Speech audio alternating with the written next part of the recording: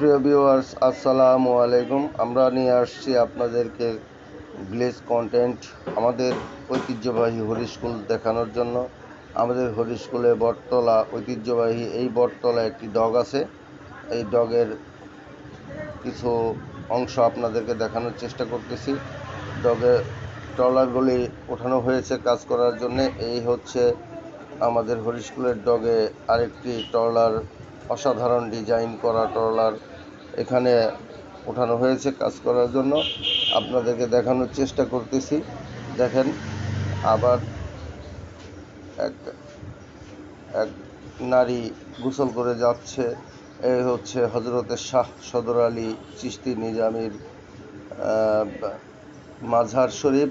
এখানে আছে হরিস্কুলের ঐতিহ্যবাহী বটগাছ।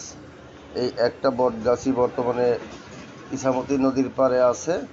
এইটা আমাদের ঐতিহ্য, এটা আমাদের সৌন্দর্য আপনাদেরকে দেখানোর চেষ্টা করতেছি। তো এখানে ডগের মধ্যে এক মিস্ত্রি কাজ করতেছে।